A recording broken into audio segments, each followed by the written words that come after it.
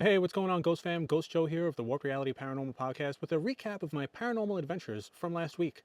So on April 12th, I attended a Get Haunted Network event at the closed and very haunted Mid-Orange Correctional Facility in Warwick, New York. Let me tell you, I had a blast. The night started with about 40 of us gathered in the main building, where we met with the awesome Get Haunted staff, hearing some of their stories, and we had some pre-ghost hunted snacks. Around 8:30, after being split into three groups, we were brought to the first location, A3, where we were told to step into the doorways of the now unoccupied rooms. Or are they? Cat balls and other equipment were set up for some ghost detection. Some shadows and movement were seen on the other side of a locked door, which was pretty crazy, and it looked like somebody pacing out there. We were then led into an old rec area, where a small flashlight was set up in a doorway. We then performed an exercise called the human pendulum. This is where someone is sort of a conduit to a spirit in a way. We all stand around the person, ask the spirits a question, and depending on a yes or a no, the person will sway forwards or backwards. As we were asking some of these questions, we were also asking the spirit to turn on and off the flashlight. In most cases, it actually obliged. We were then brought to the admin building. We were in there for quite some time, looking at a hallway with some infrared lights and laser grids to try to spot some movement. I don't think we really experienced much in this area, but we did get some pretty cool answers on the necrophonic app. Before leaving this area, we decided to try the human pendulum again, hopefully with the same success that we had in the first location.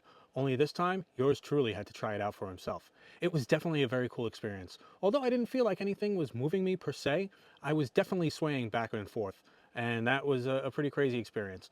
One of our guides had even had her arm pushed down by an unseen force while trying to take a picture. After a much needed break, we then headed to the mess hall area with our Get Haunted fearless leader, Rob Stakowitz, where we heard some cool stories and I was chosen to perform an EVP session. Upon listening back, we did get a very clear EVP. So the first thing I said was, "Hey, what's going on? Is there anyone here with us tonight?" After a few more questions, we listened back.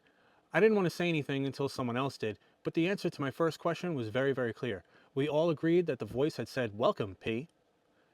Since I started in corrections, the inmates have always called me P due to my last name starting with that letter. No one there knew that, which is crazy. We then sat in a very dark room for a while, where many people seem to have had some cool experiences seeing dancing lights and shadow figures. I unfortunately didn't experience anything here. So after that and another break, we were able to free roam the entire facility. To be honest, I didn't trust myself. Not that I'm scared or anything, but because I have a terrible sense of direction and I was worried that I'd get lost and wind up with the crew finding me standing in a corner a la Blair Witch. I latched onto another group where we went into the admin building and found the secret tunnels. Mind you, there was a big sign that said tunnels this way with an arrow, so it wasn't very secretive. After we realized that it was just a really long tunnel, we turned and went back. My new friends decided to tap out after that. After all, it was around 2 a.m., but I was determined to get my full experience. As I was walking through the soccer field to get near the main area, I realized there was no one around me. It was eerily silent. All I could hear was the crunching of my boots hitting the snow. But it seemed off. As I began listening closer, I realized that there was another set of feet walking directly behind me. I stopped for a moment, then began to walk again, and after another second, I heard it again.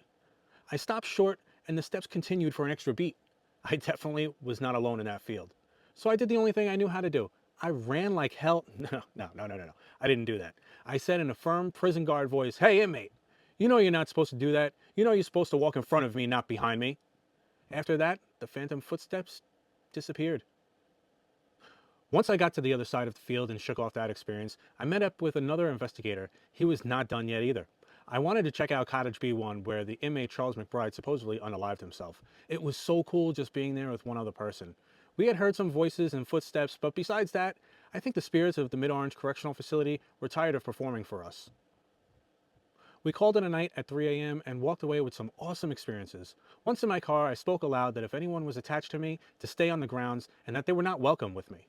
I highly recommend going to this place for a ghost hunt, and especially with the Get Haunted Network crew. They made it fun, spooky, and informative. Check out all of their socials in my show notes on my podcast, and while you're at it, check out all of their great paranormal programming as well. You will not be disappointed. If you like the spooky, strange, and unexplained, check out the Warped Reality Paranormal Podcast on all major podcasting platforms. You can also check us out and many other great paranormal shows on the Get Haunted Paranormal Network. The Warped Reality Paranormal Podcast, uncovering the unseen.